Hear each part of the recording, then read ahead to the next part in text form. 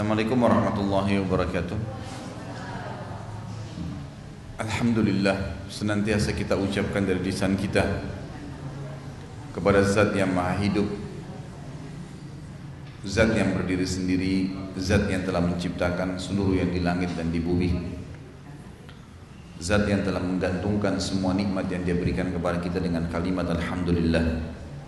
Maka sangat wajar kalau kita sering mengucapkan kalimat ini. Juga kita panjatkan salawat dan taslim kepada Nabi besar Muhammad sallallahu alaihi wasallam sebagai bentuk kepatuhan kepada Allah yang juga telah memberikan salam bersama dengan malaikatnya kepada beliau. Dari sisi lain kita juga mengucapkan salawat kepada beliau sebagai bentuk terima kasih, bentuk perjuangan 23 tahun dari masa hidup beliau, 13 fase Mekah, 13 tahun maksud saya, semuanya diisi dengan hinaan, cacian, bahkan terakhir puncaknya diusir dari kampung halamannya. Dan kita tahu bagaimana pedihnya kalau seseorang diusir dari kampung halaman. Dan 10 tahun fase Madinah semuanya diisi dengan dakwah dan jihad, sampai akhirnya kita bisa merasakan Islam seperti sekarang. Jadi sangat wajar kalau kita mengucapkan dua kalimat ini, Alhamdulillah wassalatu wassalamu ala Rasulillah. Bahasan kita dosa-dosa besar, dan dosa besar yang pagi ini adalah membahas dosa besar kedua, membunuh. Jadi banyak orang pada saat disebutkan kata-kata membunuh, persepsinya ini seseorang memegang pisau menusuk badan orang, seseorang mengambil batu memukul kepala orang lain sehingga mati. Itu benar, salah satunya. Tetapi yang jadi masalah, ada banyak jenis-jenis membunuh yang orang tidak sadar, dia terjerumus di dalamnya. Dan juga dosa membunuh ini sendiri memiliki tingkatan-tingkatan, ada level-levelnya. Ada yang sangat berat di sisi Allah Subhanahu wa Ta'ala, kemudian datang level setelahnya dan seterusnya. Ada beberapa jenis membunuh nanti yang akan kita bahas. Contoh misalnya masuk dalam kategori membunuh, baik itu membunuh orang lain atau membunuh diri sendiri ya. Seorang suami memiliki tanggung jawab di rumah tangganya. Kalau misalnya ada listrik yang rusak, terbuka, colokan listrik terbuka, kabelnya kelihatan, berbahaya, kalau disentuh bisa nyetrum. Lalu istrinya bilang, nih listriknya kebuka nih, tolong bantu rusak, tolong bantu perbaikin. Suaminya bilang, ya iya nanti, ditunda dengan kesibukan-kesibukan yang ada. Lalu istrinya satu waktu nyapu atau lagi ngelap kesentuh, kesetrum, mati, kena strum tersebut, dosa nggak suaminya? Cepat benar. Begitu suami langsung. Ini kalau Pak Muhammad dengar ini dengan semangat, bisa THR-nya nggak keluar ya. Dosa di sini, dan dia penyebab. Karena itu tanggung jawab dia. Suami harus melindungi istri dan anaknya. Kalau dia menjadi penyebab, maka berbahaya. Dia terlibat di situ. Jadi dia penyebab. Contoh yang lain, orang tua menghukum anaknya.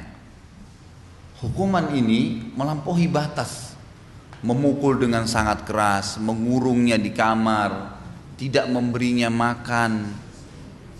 Terus anak tersebut jadi sakit, atau bahkan ada yang sampai pada tingkat meninggal dunia. Mungkin dia melalui proses dulu sakit kemudian meninggal dunia, ada yang meninggal langsung. Maka ini orang tuanya berdosa. Dan dosanya dosa membunuh nih. Dosanya dosa membunuh. Ibu-ibu juga bisa jadi penyebab.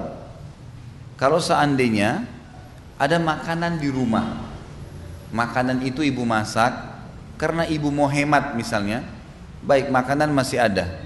Idealnya makanan kalau lebih itu idealnya dibagiin ke orang, idealnya gitu kan. Sedekah kepada orang karena hari itu kita sudah nggak butuh gitu kan, sudah disedekahkan. Itu lebih baik. Jadi jangan nginap ada makanan di rumah, kecuali memang makanan-makanan yang jangka panjang kayak gula, kopi segala. Tapi kalau makanan yang dimasak Kata Nabi SAW, kalau kalian masak lebihkanlah dan bagikanlah kepada tetangga kalian. Itu idealnya ya.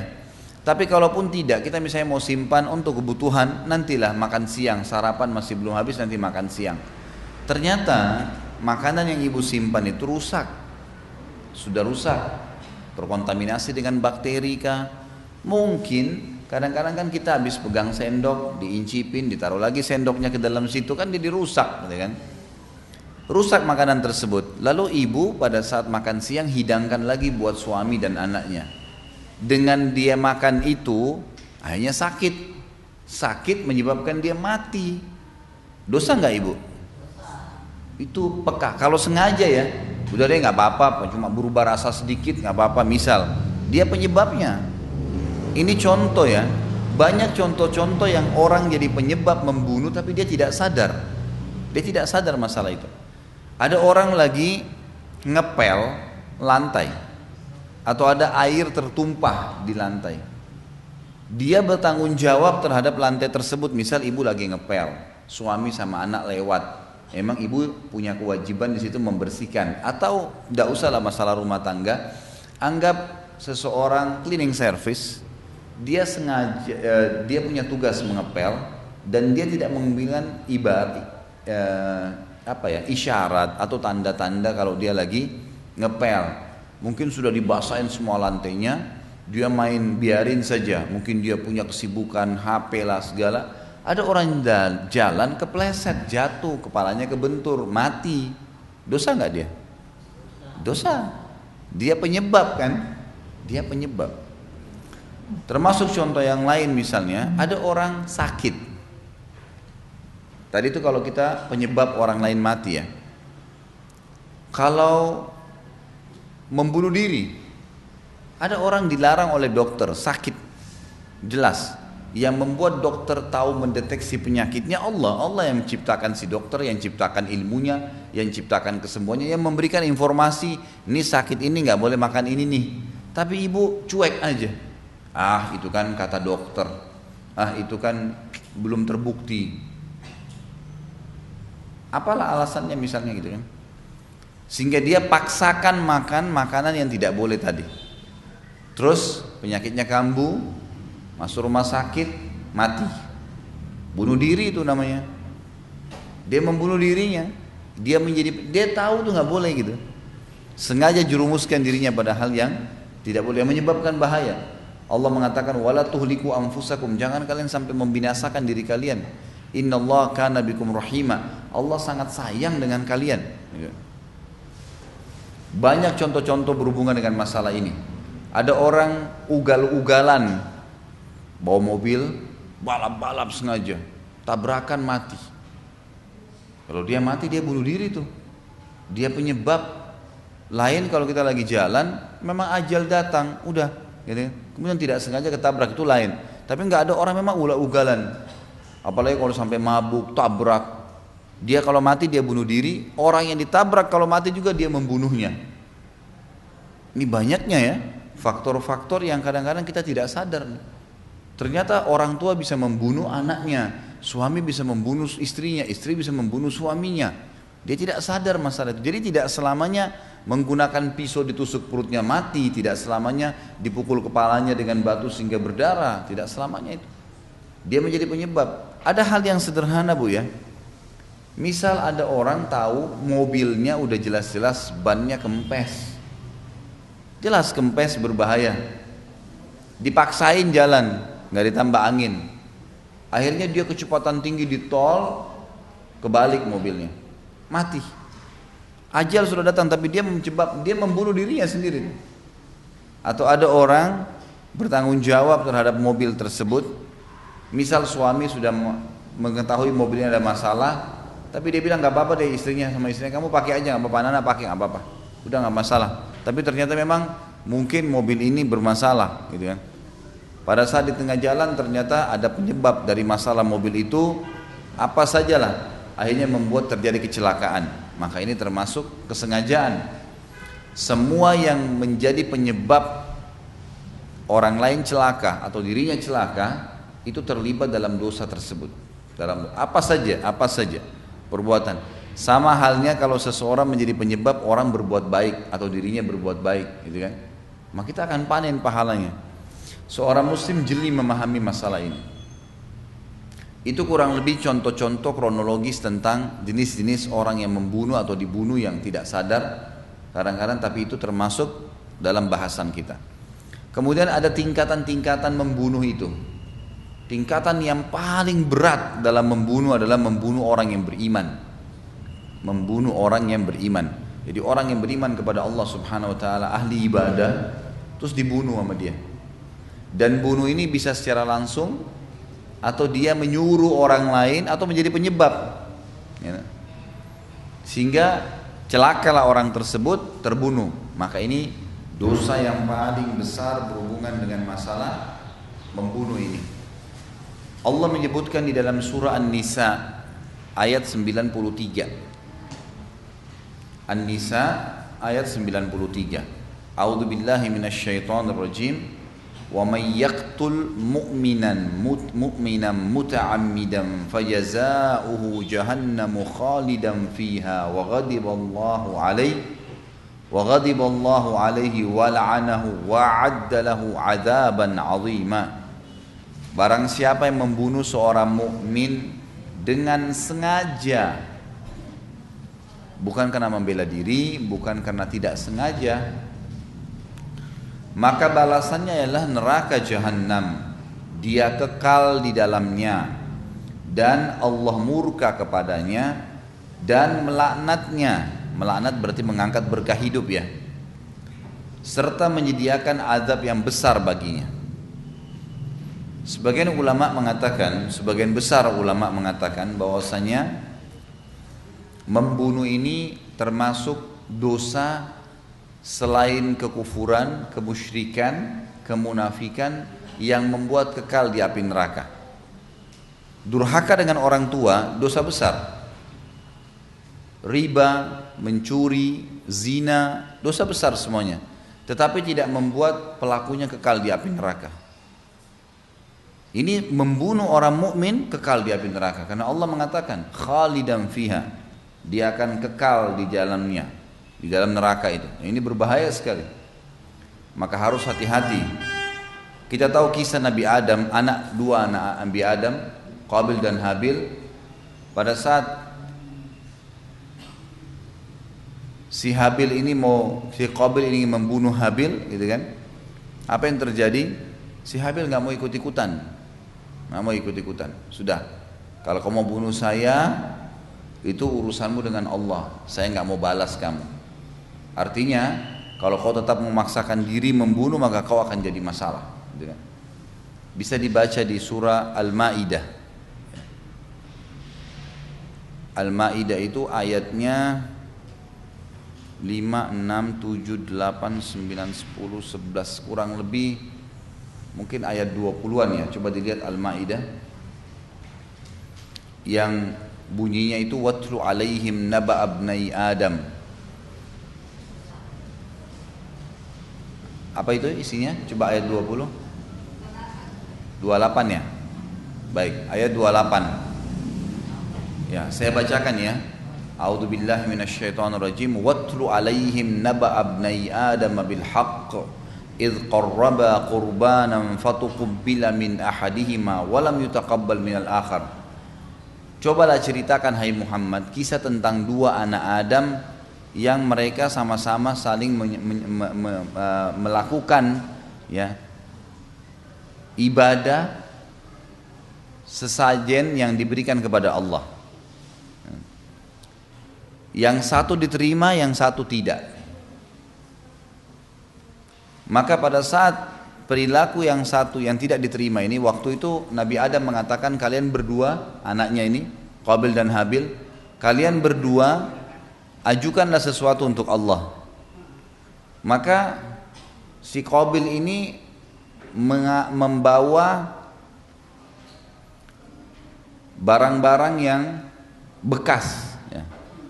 Jadi kayak sayuran yang sudah layu dihidangkan untuk Allah, maksudnya diserahkan ya, untuk Allah SWT. Lalu si Habil adiknya itu memberikan yang terbaik.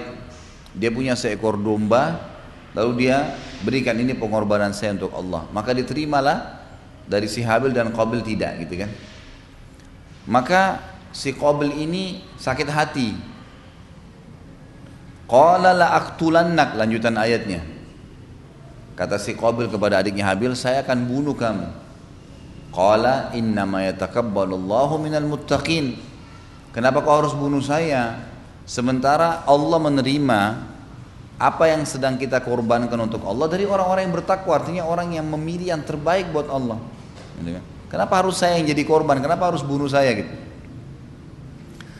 La in basatta yadaka litaqtulani ma ana bibasit yadi liaqtulak inni akhafu Allah rabbul alamin. Kalau kau, si Habil berkata kepada Qabil, kalau kau mau membunuh saya, maka saya tidak akan membalas untuk membunuhmu.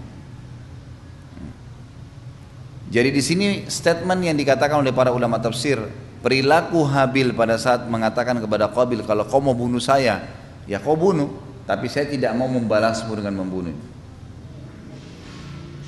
Sebab saya takut kepada Allah Subhanahu wa taala. Maksudnya, kalau ada orang yang akan membunuh, mengancam kita, saya akan bunuh kamu, misal. Apa perilaku yang harus kita lakukan? Kalau kita bisa membela diri silahkan. Tapi kalau tidak, misalnya, kita nggak bisa, pasrah, dibunuh sama dia, maka itu tidak ada masalah. Kalau ajal sudah datang dia akan mati, gitu kan? Karena mati itu kan, kalaupun ada orang bisa ditusuk, dia kalau sudah tiba ajalnya, pada saat ditusuk dia tidak rasa lagi. Dia nggak rasa lagi tusukan itu. Yang dia lihat hanya malaikat maut datang mencabut ruhnya, gitu kan? Tetapi orang yang membunuh ini berbahaya sekali, karena dia harus menanggung ya, dosa ini, orang yang dibunuh ini, gitu kan? Jadi ini bahaya sekali, harusnya diperhatikan dan hati-hati di sini.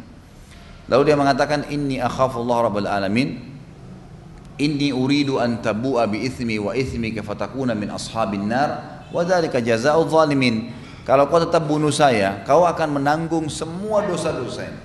Saya mati, maka kau akan menanggung itu. Dan itu balasan bagi orang-orang zalim. Lalu kata Allah, ternyata tetap saja sudah diingatkan, si Qabil nggak mau. Fatawwa'at lahu nafsu qatla akhi faqatalahu fa asbaha minal khasirin. Maka dia pun akhirnya membunuh saudaranya, dan akhirnya dia menjadi orang yang rugi, gitu. Lalu dia bingung, setelah dia bunuh, rugi, nyesal. Semua orang buat maksiat begitu. Setelah dia bunuh, dia baru nyesal. Setelah dia berzina, baru dia nyesal. Memang syaitan begitu, dia berusaha kasih motivasi kita. Setelah cerai, baru nyesal. Awalnya tidak, dimotivasi, dikasih gambaran, dikasih program sama syaitan, seakan-akan tidak ada masalah. Ternyata setelah dilalui, maka syaitannya berlepas tangan. Dan ini salah satu tradisi syaitan, ya. Iblis selalu membuat kita terjerumus, lalu kemudian meninggalkan kita. Maka harus hati-hati nih, jangan sampai karena emosi, hanya karena dendam, hanya karena mau merebut harta, gitu kan. Seseorang di antara ibu-ibu tidak, misalnya orang di luar sana yang dia tidak ikut-ikutan sebenarnya, tapi dia karena berebut harta warisan dengan ahli waris yang lain, maka dia suruh orang lain untuk gebukin, untuk sakitin, untuk apalah ya. Ternyata orang yang disakitin itu mati, meninggal, dia menanggung dosanya. Kalau itu orang mukmin, maka berbahaya, bisa mengekalkan kita di api neraka, gitu kan. Dan ingat, membunuh satu jiwa itu menanggung dosa seperti membunuh semua manusia. Menyelamatkan satu jiwa mendapatkan pahala seperti menyelamatkan seluruh manusia. Itu lanjutan ayatnya ya. Allah Subhanahu wa taala setelah itu dia bingung, setelah bunuh adiknya dia bingung mau apain nih. Belum pernah dia menghadapi kematian. Lalu kata Allah SWT, فَبَعَثَ غُرَابًا يَبْحَثُ فِي الْأَرْضِ لِيُرِيَهُ كَيْفَ يُوَارِي سَوْءَةَ أَخِيهِ. Lalu Allah pun mengutus kepadanya 2 ekor burung gagak, yang satu mati, gitu kan? Yang satu lagi mengubur temannya dengan mengorek-ngorek tanah, kemudian memasukkan temannya di dalam tumpukan tanah, di dalam lubang tersebut, kemudian menimbuknya kembali, gitu. Maka dia pun belajar dari situ. Lalu dia mengatakan, setelah mengatakan, Allah SWT mengatakan, فَبَعَثَ غُرَابًا يَبْحَثُ فِي الْأَرْضِ لِيُرِيَهُ كَيْفَ يُوَارِي سَوْءَةَ أَخِيهِ قَالَ يَا لَيْتَنِي قَالَ يَا لَيْتَ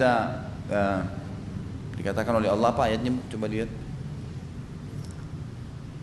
fatawat lahu nafsu qatla akhi faqatalahu فبعث الله غرابا يبحث في الأرض ليريه كيف يواري سوءة أخي قال يا ويلتى أعجزت أن أكون مثل هذا الغراب فأواري سوءة أخي فأصبح من النادمين. Maka dia pun berkata, coba seandainya saya bisa seperti burung gagak ini ya, yang mengurus temannya ya, dikuburkan, maka saya pun bisa melakukan itu buat adik saya. Maka dia pun melakukan, tapi dia akhirnya menyesal. Lalu lanjutan ayat, wa min ajli dzalika katabna ala bani Israil annahu man qatala nafsan bighairi nafsin, apa ayatnya tolong Bu? Fasadin fil ardi faka'annama qatalan nasa jami'a. Maka oleh karena itu kata Allah, kami catatkan untuk Bani Israel, siapapun yang membunuh satu jiwa saja atau membuat kerusakan yang mengganggu orang banyak, maka dosanya sama dengan dia membunuh seluruh manusia, gitu ya. Wa man ahyaha faka'annama ahyan nasa jami'a. Siapa yang menghidupkan, menyelamatkan satu jiwa, maka pahalanya seperti menyelamatkan seluruh manusia. Ayat ini sering dipakai oleh para ulama untuk tim medis ya. Untuk tim medis ya. Yaitu ayatnya. Ini sering dipakai oleh para ulama untuk memotivasi para dokter pada saat mereka berusaha menyelamatkan satu jiwa. Kita temukan misalnya ada orang yang sudah sakit parah, tapi ada beberapa dokter yang berusaha coba membantu menyelamatkan. Nah ini masuk dalam firman Allah Subhanahu wa taala tadi, dan Allah dan para ulama juga menjadikan ayat tadi yang terakhir saya baca ini, yang siapa yang membunuh menjadi penyebab matinya satu orang atau menjadi membuat kerusakan di muka bumi, maka seakan-akan dia mendapatkan membunuh seluruh manusia, dan siapa yang menghidupkan satu seperti menghidupkan seluruh manusia, gitu kan. Seperti orang donor darah, itu termasuk pahala menghidupkan satu orang. Misalnya ada orang butuh darah, motivasinya apa supaya ibu mau donor darah? Kalau dia selamat setelah kita donor darah, maka kita mendapatkan pahala seperti seluruh manusia ya, yang kita selamatkan. Jumlah manusia berapa miliar? Hanya dengan menyelamatkan satu orang. Jadi membantu satu orang, mengeluarkannya dari masalah itu, dan akhirnya dia terlepas dari utang misalnya, dia terlepas dari penyakitnya ya, dia terlepas dari sihirnya, apa saja, maka secara otomatis kita pahalanya satu orang kita tolong ini sama dengan menolong seluruh manusia. Sebaliknya kalau kita menjadi penyebab orang lain satu saja celaka, maka kita akan mendapatkan dosa, bukan karena satu orang dibunuh, seperti membunuh seluruh manusia. Berapa banyak tuh bebannya. Jadi hal ini harus diperhatikan. Ini poin yang pertama ya, tentang masalah membunuh orang yang beriman. Kemudian yang kedua adalah membunuh anak.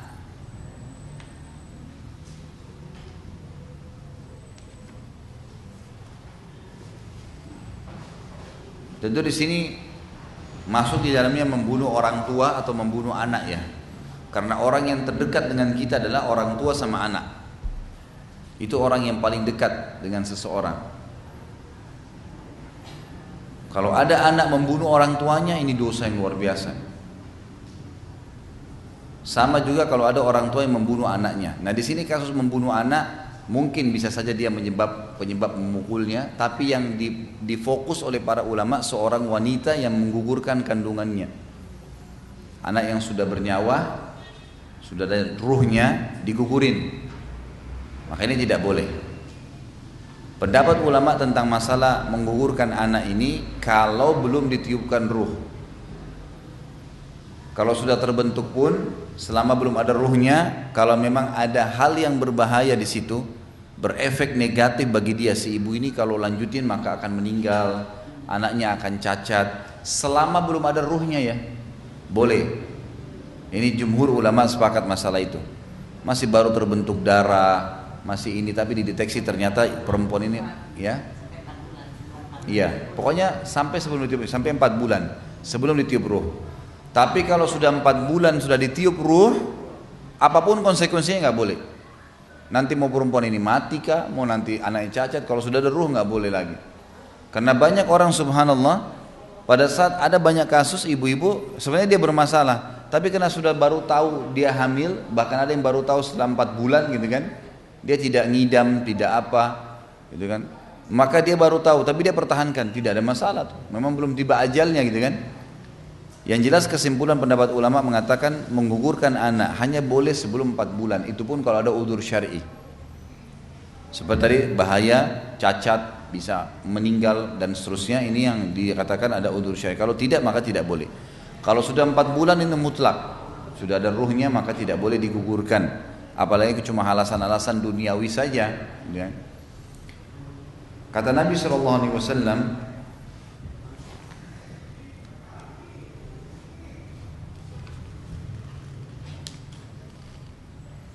di dalam hadis yang diriwayatkan oleh Imam Bukhari dalam kitab Tafsir, ayyu dzambin a'zamu indallah, waktu beliau ditanya dosa apa yang paling berat di sisi Allah, qala an taj'ala lillahi niddan wa huwa khalaqak, engkau menjadikan sekutu bagi Allah sementara hanya Dia menciptakanmu. Misal orang pakai jimat, menganggap pohon keramat, sembah batu, semua makhluk seperti dia. Ngapain dia minta-minta kepada makhluk-makhluk tersebut? Allah sangat murka dengan orang seperti ini. Allah nggak butuh kita meminta kepada makhluk, apalagi benda-benda mati ya. Qala thumma ai, orang ini berkata, dosa apa lagi setelah menyekutukan Allah, syirik? Qala an taqtula waladaka khasyata an yat'ama ma'ak, engkau membunuh anakmu karena takut makan bersamamu. Qala thumma ai, orang itu berkata lagi, apalagi setelah itu? Qala an tuzani halilata jarik, engkau berzina dengan pasangan tetanggamu. Tentu di bahasan dosa zina ada tingkatan-tingkatan juga ya. Dosa zina yang paling berat itu adalah berzina dengan mahram. Anak sama ibu, ayah sama anak perempuan, saudara sama saudarinya, ini dosa zina paling berat. Kemudian yang kedua, berzina atau dengan istri mujahid. Kemudian yang ketiga, berzina dengan istri atau pasangan tetangga. Baru yang keempat, berzina secara umum gitu. Itu level-level dosanya ada. Sama halnya tadi dengan membunuh ini. Level pertama membunuh orang yang beriman secara umum, yang kedua membunuh ayah atau membunuh anak ya. Banyak orang berpikir kalau dia memiliki anak yang banyak maka dia sulit untuk membiayai hidupnya. Ini pemahaman yang salah ini.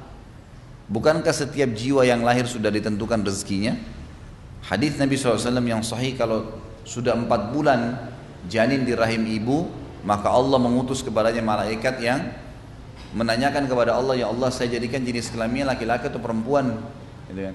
Lalu dicatatkan semua takdirnya, kebahagiaan dan kesusahan hidupnya, semua dicatatkan, dan dia akan mati di mana, serta juga ditentukan rezekinya yang sudah Allah Subhanahu wa taala berikan. Dalam hadis yang sahih, kalau seseorang itu lari dari rezekinya sebagaimana dia lari dari kematian, maka rezekinya akan datang menjemputnya, akan datang kepadanya sebagaimana mati akan datang menjemputnya. Rezeki kalau kita lari darinya tetap akan datang, gitu kan. Allah SWT sudah menyebutkan itu melalui hadis Nabi SAW, dan juga dalam hadis yang lain, tidak ada jiwa yang meninggal dunia kecuali sudah diberikan semua rezekinya. Jadi kalau ada anak-anak pun yang diamanahkan kepada kita, itu sudah ada rezeki masing-masing ya. Allah SWT bukakan pintu-pintu rezeki untuk bisa menjalankan amanah itu. Kata Nabi SAW, orang yang paling pertama masuk surga nanti, yang paling pertama masuk surga adalah orang tua, ibu dan ayah gitu kan, yang memiliki anak yang sangat banyak dan afif. Afif itu tidak suka minta-minta sama orang gitu. Dia punya keturunan banyak tapi dia hidup, dia coba paksakan diri bekerja gitu kan untuk membiayai anak-anaknya. Ini orang yang pertama masuk surga nanti hari kiamat. Jadi saking luar biasanya nih, makanya tidak boleh menggugurkannya gitu. Terlebih lagi ada fadilah-fadilah ya, bagi seorang muslim dan muslimah yang meninggal anaknya sebelum balik. Disebutkan dalam hadis yang sahih, Nabi SAW pernah meramas baju sahabatnya dengan keras sekali gitu kan. Kemudian sahabat itu kaget waktu pulang dari masjid nih, tiba-tiba bajunya diramas dengan keras.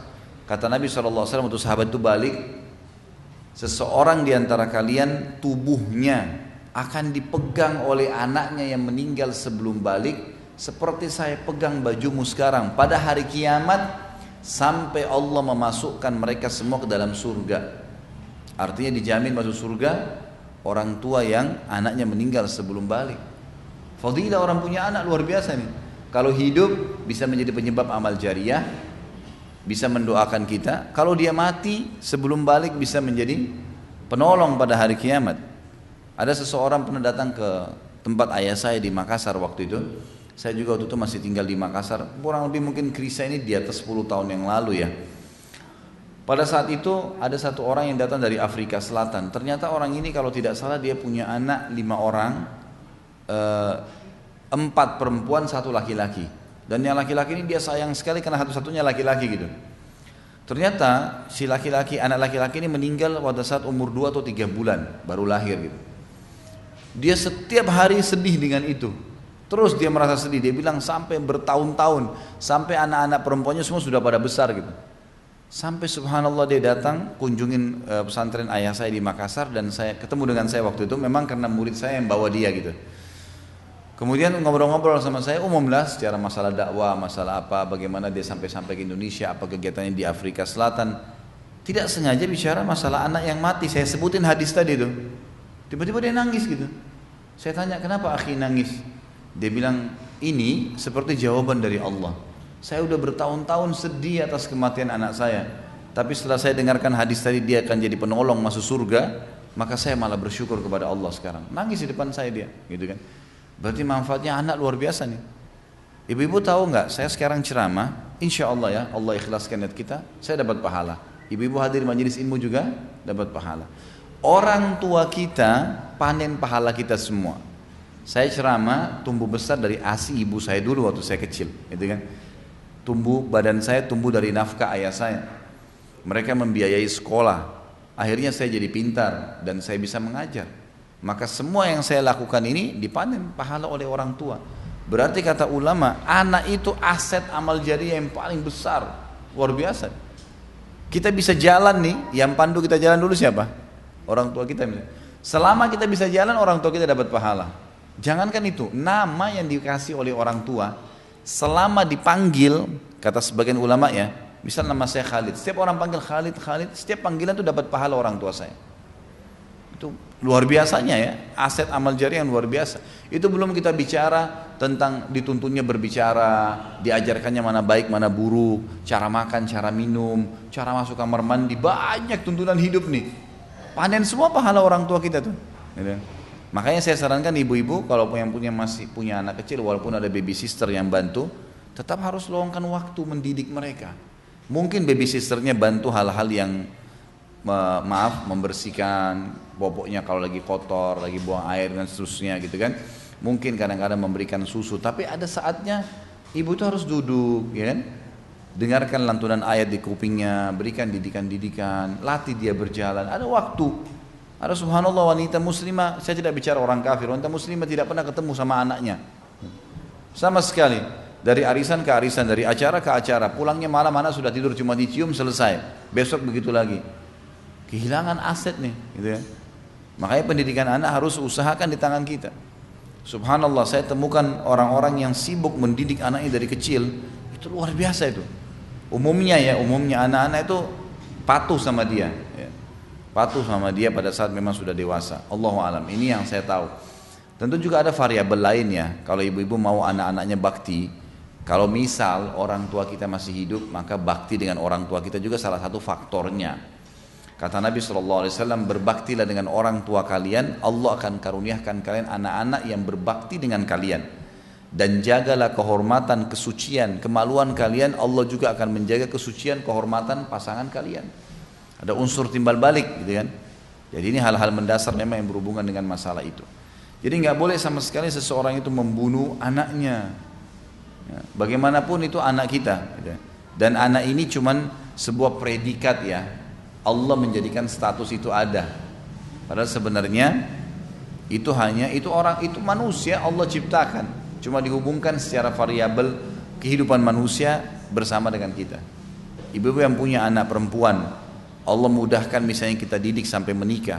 Sabda Nabi SAW, siapa yang Allah karunia anak perempuan, lalu dia mengikramnya, maksudnya memuliakan anak perempuan itu, dipenuhi kebutuhannya sampai dia menikah, maka dijamin baginya surga, gitu kan.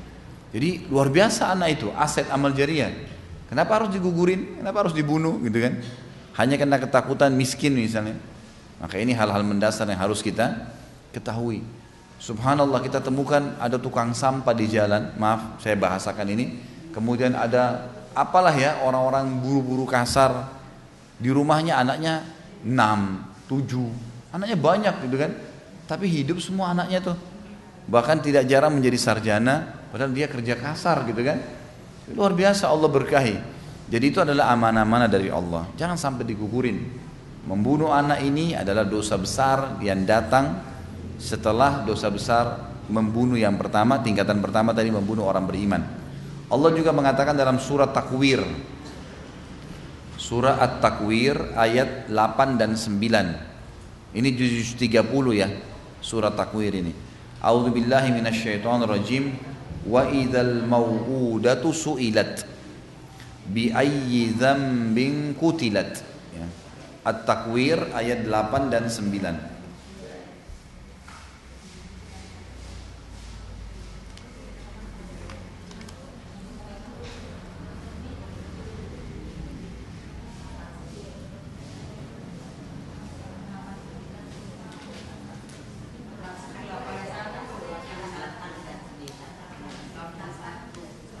Ada sebuah hadis, sebentar dulu. Ada tadi hadis tingkatan pertama tadi tingkatan orang yang beriman ya, yang dibunuh itu dosa paling besar. Ada sebuah hadis juga yang mulia.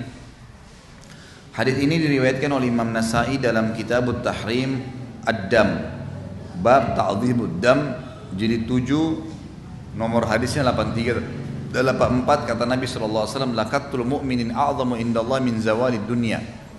Membunuh seorang yang mukmin itu lebih berat daripada Allah, ya, lebih besar di sisi Allah daripada hilangnya dunia. Kalau orang beriman dibunuh yang tadi tingkat pertama, itu ada hadis tambahannya ya. Kata Nabi SAW, membunuh seorang yang beriman, gitu kan, lebih berat, lebih besar di sisi Allah daripada hilangnya dunia. Hadis yang lain juga, hadis diriwayatkan oleh Imam Ahmad, dan sebenarnya hadis ini sahih menurut syarat Imam Muslim. Kata Nabi SAW, innallaha aba ala man qatala mu'mina. Sesungguhnya Allah enggan atas orang yang membunuh seorang yang mukmin. Dan beliau bersabda hal itu sampai 3 kali. Sampai 3 kali.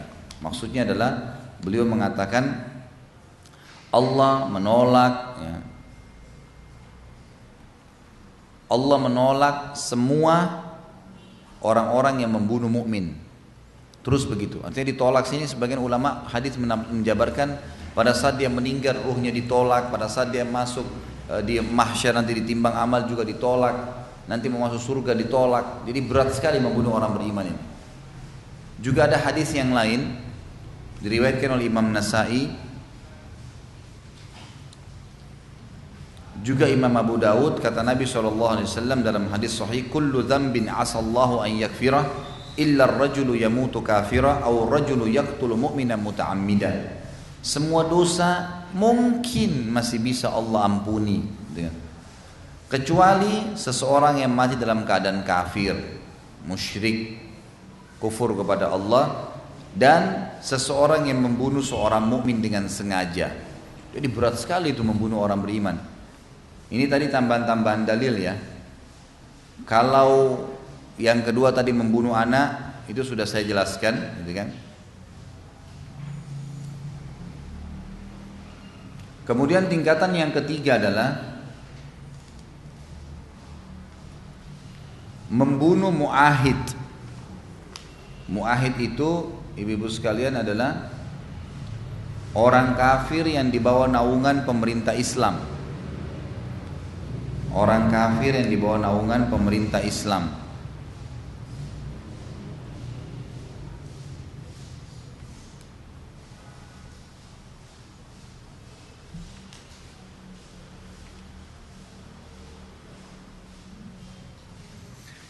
Kata Nabi SAW dalilnya dalam hadis Bukhari dan juga diriwayatkan oleh Imam Nasai, man qatala mu'ahadan lam yarih raihatal jannah wa inna rihaha yujadu min masirati arba'ina ama. Siapa yang membunuh mu'ahid, orang kafir yang dibawa naungan pemerintah Islam atau dibawa perdamaian dengan kaum muslimin, maka dia tidak akan mencium bau wanginya surga, padahal bau wanginya dapat tercium dari jarak 40 tahun perjalanan. Dari sini ada ancaman ya. Misal turis datang ke Indonesia, bolehkah dibunuh? Nggak boleh. Berdosa Ustaz, di Bali mereka berbuat maksiat. Itu dosanya pemerintah, bukan dosa kita. Kita boleh ingkar mungkar, ingatkan pemerintah, gitu kan. Tapi kalau dibunuh nggak boleh. Muahid namanya itu. Ada negara yang lagi ada perdamaian dengan kaum muslimin, lalu tiba-tiba ada satu orang datang menyerang, atau dia bawa sukunya atau teman-temannya, ini nggak boleh. Ini masuk dalam ancaman. Di dalam hadis yang lain kata Nabi SAW, dan hadis ini riwayat Imam Tirmidzi dalam Kitabud Diyat. Kata Nabi SAW, ala man qatala nafsan mu'ahidan lahu zimmatullahi wa zimmatu rasulih faqad akhfara bizimmatillahi wa lam yurih raihatal jannah wa inna rihaha la yujadu min masirati arba'ina kharifa. Siapa yang membunuh seseorang kafir yang dibawa naungan pemerintah Islam atau dalam kesepakatan damai dengan kaum muslimin yang telah mendapatkan perlindungan Allah dan perlindungan Rasulnya. Kalau dinaungi oleh pemerintah Islam berarti dapat perlindungan Allah dan perlindungan Rasulnya, gitu kan? Maka dia telah melepaskan diri dari perlindungan Allah dan dia tidak akan mencium bau wanginya surga. Artinya di sini bau wanginya nggak kecium, artinya dia tidak akan masuk surga. Dan sesungguhnya baunya wanginya bisa dicium dari jarak 40 tahun. Dari jarak 40 tahun. Nah. Dan ini jenis membunuh yang ketiga. Jenis membunuh yang keempat adalah membunuh jiwa secara umum. Apa saja tadi yang contoh-contoh awal saya sampaikan itu.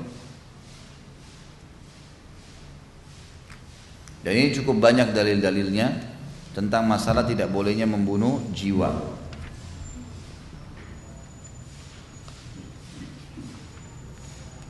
Kata Nabi SAW di dalam hadis masalah ini,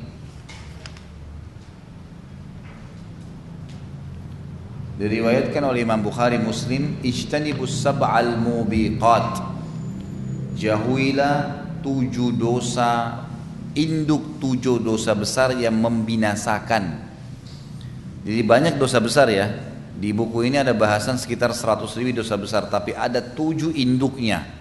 Kata Nabi SAW, jauhi 7 induk dosa besar yang membinasakan. Artinya orang kalau kerjakan ini berat dia untuk taubat gitu loh. Kalaupun dia taubat itu butuh cobaan yang berat gitu. Yang pertama asyirku billah, durhaka pada menyekutukan Allah. Menyekutukan Allah. Yang kedua as-sihr, sihir.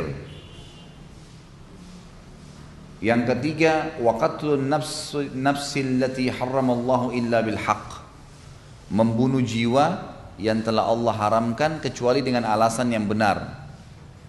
Jadi yang pertama syirik, yang kedua sihir. Hati-hati, jangan pernah ke orang-orang yang tidak pintar, orang-orang yang tidak normal. Jiwa yang telah Allah haramkan. Yang ketiga membunuh jiwa yang telah Allah, kan Allah melarang kita membunuh kan, gitu.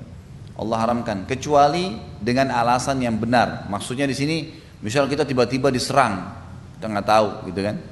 Seperti di perang Uhud itu pernah terjadi ibu-ibu sekalian, di perang Uhud waktu pasukan muslimin memenangkan peperangan gitu kan, maka pasukan muslimin mengejar tuh orang-orang kafir di atas bukit pemanah namanya di Madinah, di Uhud itu ada 50 orang pemanah yang Nabi SAW berikan wasiat, jangan tinggalkan gunung nih walaupun kalian lihat kami menang atau kalah, kecuali sudah datang instruksi. Ternyata waktu pasukan muslimin menang, orang-orang kafir pada kocar kacir, 43 orang dari pemanah Nabi SAW ini turun Terus si pimpinan mereka namanya Abdullah bin Jubair ingatkan, jangan turun, Nabi sudah ingatkan nggak boleh turun gitu kan. Enggak, ini kita sudah menang, ngapain kita tunggu? Akhirnya tetap mereka ngotot turun. Nah ternyata ada pasukan orang-orang kafir waktu itu 200 orang penunggang kuda dipimpin oleh Khalid bin Walid. Waktu itu belum masuk Islam Khalid bin Walidnya. Dia manuver dari belakang bukit pemanah itu naik ke atas membunuh 7 orang yang tersisa. Lalu dia menyerang dari belakang pasukan muslimin. Nah orang-orang Islam ini tadinya jumlahnya kan 650 orang, 50 orang pemanah, ada 650 di lapangan. 650 ini pada ngejar pasukan orang kafir yang jumlahnya 2.800 orang, pada lari kocar-kacir gitu. Dikejar oleh mereka. Nah ternyata 200 pasukan kafir yang datang dari belakang nih, manuver, itu datang menyerang dari belakang dengan teriak-teriak simbol-simbol patung-patung mereka. Maka orang Islam waktu itu lagi lari ke depan, mereka akhirnya ada sebagian yang kembali gitu kan. Pasukan orang kafir dari depan yang dengar panggilan-panggilan Tuhan-Tuhan mereka kembali lagi dengan 2.800 menyerang umat Islam ada di tengah-tengah. Nah waktu itu sempat terjadi tabrakan antara kaum muslimin dengan muslimin sendiri di kancah peperangan gitu kan. Sampai ada beberapa sahabat yang terbunuh oleh sahabat sendiri. Dia nggak tahu, dikira musuh. Terbunuhlah orang mukmin ini tanpa sengaja gitu kan. Nah ini berarti kecuali kata tadi Nabi SAW membunuh jiwa yang diharamkan oleh Allah kecuali dengan alasannya bisa udur, dia tidak tahu dia bunuh gitu kan, dia tidak tahu, dia kira ada pencuri ribut, kemudian dia coba ke tempat tersebut gelap, mungkin saling mengira ada temannya juga di situ yang tamunya mungkin mengira memang ada pencuri juga, dia turun lalu kemudian dia tiba-tiba memukulnya, ternyata itu adalah tamu dia di rumah yang juga berusaha melihat ada tadi mungkin mengira ada pencuri juga misal, mati orang tersebut. Nah ini tidak disengaja gitu kan, itu alasannya. Benar. Seperti itu. Yang keempat, wa aklu malil yatim, memakan harta anak yatim. Dan anak yatim ini adalah anak-anak yang belum balik. Kalau sudah balik sudah tidak hitung lagi yatim. Dan yatim ini adalah anak yang meninggal ayahnya. Kalau meninggal ibunya bukan yatim. Yatim itu hanya dikasih istilah bagi yang meninggal ayahnya. Di Indonesia dikasih tambahan, kalau ibunya meninggal dikasih istilah piatu. Ini tambahan kita, dalam syariat nggak ada piatu itu. Jadi yatim itu ada dua hal ya. Kalau ayahnya mati dan belum balik, jangan nenek-nenek ngaku yatim. Ini nggak nyambung. Kasihannya saya yatim, dari mana nih? Sampai balik saja. Jadi kalau ibu mau bantu anak yatim, cari yang belum balik. Itu yang benar. Kan banyak hadisnya ya. Di antaranya mengelus kepala anak yatim itu, setiap helai rambut yang dilewatkan dengan telapak tangan akan dinilai pahala oleh Allah Subhanahu wa taala. Kata Nabi SAW, saya dan sponsor anak yatim seperti ini di surga, dekat gitu kan. Banyak sekali fadilah-fadilahnya. Nah tapi ada kasus-kasus seperti misal ada anak meninggal kedua orang tuanya, atau ayahnya meninggal, atau ibu ayahnya meninggal dan kaya raya. Kemudian anak ini masih kecil, umur 5 tahun, 6 tahun, hartanya banyak. Lalu pamannya mengelola, misal saudara ayahnya atau saudara ibunya dikelola harta tersebut. Kalau dia mengambil harta si anak yatim tadi, kecuali biaya hidupnya si anak yatim dan biaya dia, misalnya dia mengurus, memang dia butuh biaya untuk bayar listrik segala, kalau lebih daripada itu memakan harta anak yatim namanya. Atau lembaga yatim yang dikasih, ada orang datang, ini saya sumbang untuk anak yatim ya, ternyata dipakai untuk kebutuhan dia. Nah ini berarti memakan harta anak yatim. Ini dosa, termasuk dosa induk yang membinasakan. Nggak boleh menyentuh harta anak yatim. Tapi definisi yatim tadi jelas ya. Kemudian yang selanjutnya yang keberapa? Yang kelima, wa aklur riba, memakan riba. Tentu ibu-ibu kalau ikutin di YouTube ini semua satu persatu sudah saya rincikan ya. Ada 2 jam, setiap tema 2 jam. Tapi kurang lebih kalau mau berpikir masalah riba ini ya, cukuplah hadis Nabi yang berbunyi 1 dirham riba lebih berat daripada 36 kali berzina. Ini berat nih. 1 dirham riba lebih berat daripada 36 kali berzina. Zina dosa besar, gitu kan? Tapi 1 dirham riba, bayangkan bagaimana kalau orang makan 1 juta. Ada orang yang subhanallah hidup dari bunga banknya hidup. dia hidup makan dari situ. Nabung bunga banknya dipakai makan. Ini gimana? 1 juta, 2 juta, 5 juta, nggak boleh. Nah. Lain, kalau yang sistem syariah lain. Ini maksudnya adalah bank-bank yang ribawi. Jelas konvensional gitu kan. Bank-bank konvensional itu riba semuanya, nggak mungkin tidak gitu kan. Nah ini tidak boleh dia memakannya, memakan riba. Atau dia meminjamkan orang lain uang dengan membungakannya. Kamu saya pinjamin 100 juta tapi kembaliin 110 ya, riba gitu kan? Nggak boleh itu, ini nggak boleh. Nah kalau bunga-bunga bank itu memang dianjurkan tidak boleh dia makan, tapi boleh ditarik. Saya akan jelaskan yang lalu ya. Boleh ditarik. Salah satu program yayasan saya sekarang adalah bunga-bunga bank itu kita kelola di fasilitas umum. Pendapat para ulama dibolehkan. Seperti perbaikan jalan, penggalian sumur, jembatan, paving blok, apalah gitu kan. Fasilitas umum ini dibolehkan, WC-WC umum gitu kan. Itu semua boleh, taman dan seterusnya ini boleh saja. Dan ini sudah fatwa umum, maka boleh ditarik. Tapi tidak boleh dipakai untuk maslahat pribadi. Nggak boleh untuk pribadi, nggak boleh gitu kan. Ini yang dimaksud, jadi memakan harta riba. Yang keenam adalah at-tawalli yaumaz zahf, lari dari kancah peperangan. Jadi kalau masuk di medan perang ibu-ibu sekalian, ini terutama bagi laki-laki hukum syar'inya ya, mereka tidak kenal namanya kalah. Tidak ada kalah bagi pasukan Islam. Mereka menang atau mereka terbunuh mati syahid, dan mati syahid target utama. Jadi nggak ada yang kalah. Kalau misal pasukan muslimin 1000 orang, semua terbunuh, rugikah mereka? Tidak sama sekali. Justru itu target utama, gitu kan? Itu target utama. Jadi dalam Islam tidak boleh lari dari kancah peperangan. Tidak ada sifat pengecut dalam Islam, nggak boleh sama sekali. Makanya ibu-ibu hati-hati ya. Jangan lahirkan sifat pengecut pada diri anak dari kecil. Seperti misal hanya karena mau anaknya nggak keluar rumah, awas kalau kamu keluar ada momok, ada ini, ada itu memunculkan sifat pengecut tuh. Dia jadi takut, gitu kan? Ini takut itu nggak boleh. Sampai pernah ada sahabat Nabi genggam tangannya, lalu dia bilang anaknya kan ada lagi jalan, dia mau panggil, nak sini nak, gitulah bahasanya. Ini ada nih, di tangannya digenggam gini. Kata Nabi SAW, Nabi kebetulan lihat di depan Nabi SAW. Kata Nabi apa? Kalau di tanganmu tidak ada apa yang kamu janjikan untuk anakmu, kau telah dicatat pendusta di sisi Allah. Bayangin bahayanya tuh. Ini kita lagi genggam nih, dia bilang ini ambil nak, untuk manggil aja. Ternyata dusta, nggak ada di sini, berarti sudah dicatat pendusta. Jadi harus apa adanya, jujur, gitu kan?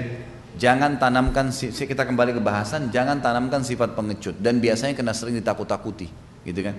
Kadang-kadang kecil, itu ada kucing, itu ada ini, macam-macam, itu nggak boleh. Kenapa memang kalau kucing? Harus, kenapa dia harus takut dengan kucing? Salah satu sahabat Nabi namanya Zubair bin Awam, ibunya dia namanya Sofia binti Abdul Muttalib, tantenya Nabi, jadi ini sepupunya Nabi. Itu terkenal luar biasa beraninya gitu. Kalau ibu ikutin di YouTube ada ceramah saya terakhir Tabligh Akbar kemarin, yang terakhir sekali di Ramadan ini, itu masalah Zubair bin Awam. Orang ini luar biasa beraninya. Jadi kalau pasukan jihad lagi berhadapan nih sama pasukan kafir, pasukan muslimin misalnya di sini di baris, anggaplah di amplop ini, dan di depannya sedikit itu pasukan kafir misalnya. Kayak misalnya saya di pasukan muslimin, maaf di tempatnya ibu-ibu ini pasukan orang kafir. Maka dia datang ke depan pasukan orang-orang kafir nih sambil nantangin mereka tuh, Zubair bin Awam sendiri. Jadi teman-temannya di belakang semua tuh. Begitu pimpinan perang takbir Allahu Akbar, dia langsung tembus, langsung nyerang. Beraninya luar biasa gitu. Salah satu faktor penyebab ternyata didikan ibunya Sofia. Sofia tidak pernah mendidik sifat pengecut dalam Zubair. Selalu keberanian. Disuruh bawa sendiri, disuruh tantang sendiri, disuruh lakukan sendiri. Terus tumbuh anak ini dewasa dan luar biasa, berpegang teguh pada kebenaran. Nah biasanya orang muda lari dari kancah peperangan karena tidak faham. Kalau yang dikejar adalah mati syahid atau kemenangan membela agama Allah Subhanahu wa taala. Kalau ada ajal pasti mati kan? Gitu. Kata para ulama, kalau kamu masuk, ini saran pendapat ulama ya, kalau kamu masuk ke kancah peperangan jihad yang sebenarnya, jangan mimpi kamu mati kecuali kamu adalah orang yang paling ikhlas mencari kematian itu. Allah kayak pilih. Ada teman saya cerita, pada saat dia ikut di kancah peperangan satu waktu, ini tahun 90-an dulu, waktu kaum muslimin melawan Rusia. Dulu, zaman dulu ini, memang tahun 90 itu fatwa internasional ulama memang jihad. Sampai Rusia dipukul mundur waktu itu keluar dari Afghanistan. Tahun 90 ya, Jadi bukan yang sekarang-sekarang, ini tahun 90-an. Pada saat itu subhanallah dia hadir di sana. Dia cerita sama saya, dia bilang waktu saya cerita masalah ini, dia bilang subhanallah itu terjadi pada saya tuh. Dia bilang pernah saya lagi jalan bertiga, di depan saya ada orang Filipina, saya orang Indonesia, di belakang saya orang Pakistan. Waktu kami lagi ngendap-ngendap, kenapa ini peluru orang Rusia luar biasa di atas kepala kita nih, gitu kan. Subhanallah ada satu peluru meleset, lewat di bawah ketiaknya orang Filipina depan saya, lewat di bawah ketiak saya, dan membunuh orang Pakistan di belakang saya. Seperti peluru itu cari siapa yang mau mati syahid gitu. Itu dia bilang saya alamin sendiri. Padahal peluru itu sudah lewat di bawah ketiak saya, dia bilang saya rasain panasnya. Ini teman saya sendiri cerita. Bagaimana Allah Subhanahu wa taala memilih orang, gitu kan? Untuk mati syahid memang tidak sembarangan. Jadi dalam Islam tidak ada sifat pengecut, tidak boleh lari dari kancah peperangan. Memang jantan hadapin mati, bela agama Allah gitu. Seperti itulah. Kemudian yang ketujuh terakhir adalah kazful muhsanatil ghafilatil mu'minat, menuduh wanita baik-baik berzina.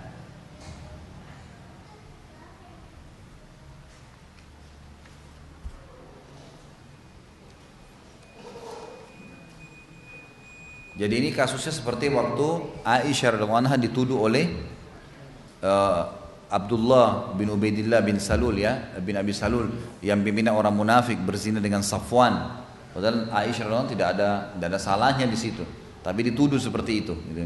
Nah itu disitulah ya awal mulanya. Maka semua mukminah yang baik-baik, biasanya kata ulama fitnah yang paling besar yang syaitan gunakan untuk wanita mukminah adalah dituduh selingkuh oleh pasangannya. Biasanya begitu, dibuat fitnah, gitu kan? Tentu ada hukum sendiri di sini. Kalau seandainya seseorang menuduh orang lain berzina, agar orang yang berzina itu dihukum, dia harus datangkan 4 orang saksi, gitu kan? Dan 4 orang saksi ini semuanya melihat kejadian di waktu dan tempat yang sama dan orang yang sama. Jadi kalau ada yang memberikan kesaksian, saya lihat pagi, yang satu bilang saya lihat besok malam atau malamnya, itu nggak bisa. Malah yang membawa berita ini dihukum, dicambuk. Tapi kalau suami istri lain, suami tuduh istrinya selingkuh atau istri tuduh suaminya selingkuh, ini lain. Ini namanya ada ya sumpah li'an, saling melaknat. Jadi misal ada laki-laki tuduh istrinya selingkuh nih, bagaimana caranya? Dia nggak punya saksi. Dia harus minta supaya istrinya dihukum misalnya. Maka dia datang ke hakim, kemudian dia bilang, istri saya selingkuh nih. Hakimnya bilang, kau siap bersumpah? Dia bilang iya. Dia harus bersumpah, dia mengatakan, demi Allah dia berselingkuh 4 kali. Demi Allah dia berselingkuh. Demi Allah dia selingkuh. Demi Allah 4 kali. Yang kelima dia bilang, laknat Allah, naudzubillah, turun kepada dia, ya pengucap ini, gitu kan? Kalau seandainya istrinya nggak selingkuh. Lalu si istri disuruh sumpah juga. Kalau dia nggak mau ngaku, enggak, saya nggak selingkuh kok. Baik, dia juga sumpah. Demi Allah dia bohong, nih suaminya. Demi Allah dia bohong 4 kali. Demi Allah dia bohong, demi Allah dia bohong. Yang kelima, murkahnya Allah akan datang kepada dia, pengucap tadi ini, gitu kan? Kalau ya dia dusta, gitu. Itu namanya li'an, saling melaknat. Ini kalau suami istri yang terjadi. Ini kalau dituduh ya, menuduh, saling menuduh, ini seperti ini hukumnya. Nah, tetapi ada satu hal juga penting di sini. Dan ini perintah agama ini ya. Tidak ada sumpah pocong dalam Islam. Misalkan ada sumpah pocong dari pakaian kain kafan baca surah Yasin, nggak ada perintahnya. Tapi ada seperti ini ya. Tetapi kalau terjadi li'an ini, terjadi seperti ini, maka suami istri tersebut sudah terceraikan abadi, nggak boleh kembali lagi. Ini cerai yang tidak boleh kembali. Jadi sudah putus selamanya. Walaupun si perempuan nikah lagi sama laki-laki lain, segala tidak ada lagi. Udah nggak boleh lagi kembali. Kan kalau cerai biasa ya, misalnya orang mengatakan pada istrinya, saya ceraikan kamu, 1, masih boleh kembali selama ya belum menikah si perempuan. Yang kedua diceraikan lagi misalnya, masih bisa kembali. Yang ketiga namanya tolak bayin.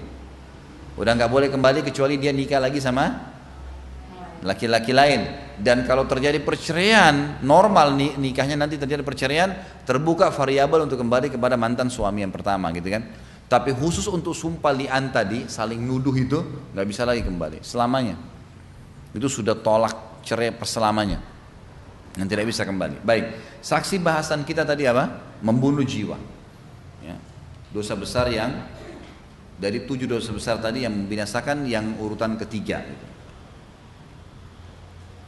Allah menyebutkan tentang larangan ini juga dalam Al-Quran surah Al-Furqan ayat 68 sampai 70. Al-Furqan ayat 68 sampai 70. A'udzu billahi minasyaitonir rajim. Bismillahirrahmanirrahim. Walladzina la yad'una ma'allahi ilahan akhara wa la yaqtuluna an-nafsa allati harramallahu illa bil haqqi wa la yaznun. وَمَنْ يَفْعَلْ ذَلِكَ يَلْقَى أَثَامًا يُضَاعَفْ لَهُ الْعَذَابُ يَوْمَ الْقِيَامَةِ وَيَخْلُدْ فِيهِ مُهَانًا إِلَّا مَنْ تَابَ وَآمَنَ وَعَمِلَ عَمَلًا صَالِحًا فَأُولَئِكَ يُبَدِّلُ اللَّهُ سَيِّئَاتِهِمْ حَسَنَاتٍ وَكَانَ اللَّهُ غَفُورًا رَحِيمًا. Dan orang-orang yang tidak menyembah Tuhan yang lain beserta Allah, tidak menyebutkan Allah, dan tidak membunuh jiwa yang diharamkan oleh Allah membunuhnya kecuali dengan alasan yang hak dan tidak berzina, barang siapa yang melakukan demikian maka dia mendapatkan, barang siapa yang melakukan salah satu dari 3 tadi, menyekutukan Allah, membunuh jiwa yang Allah haramkan atau berzina, maka azab untuknya akan dilipat gandakan pada hari kiamat dan dia akan kekal dalam azab itu dalam keadaan terhina, kecuali orang-orang yang taubat dan beriman juga mengerjakan kebajikan, maka kejahatan mereka diganti Allah dengan kebajikan. Allah Maha Pengampun lagi Maha Penyayang. Saksi bahasan kita, tidak boleh membunuh jiwa secara umum ya. Ini tingkatan membunuh yang keempat. Kemudian juga dikatakan di dalam hadis yang sahih.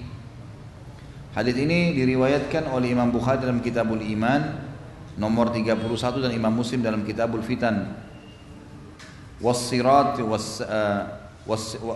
Ashratus Sa'ah nomor 2888. Kata Nabi SAW, idal taqal muslimani bisayfihima fal qatilu wal maqtulu finnar.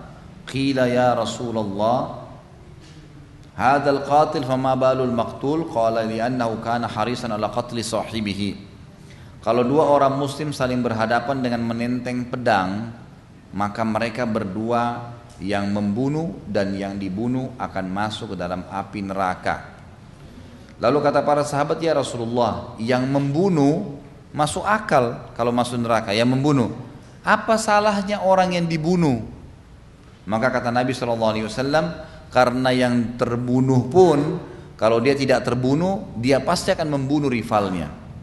Ini kalau 2 orang sudah sama-sama pegang pedang berhadapan, memang dua-duanya sudah niat saling membunuh, maka kalau dua-duanya muslim, dua-duanya masuk neraka, yang dibunuh dan yang terbunuh. Karena tidak boleh, ini saking beratnya nggak boleh saling membunuh ya.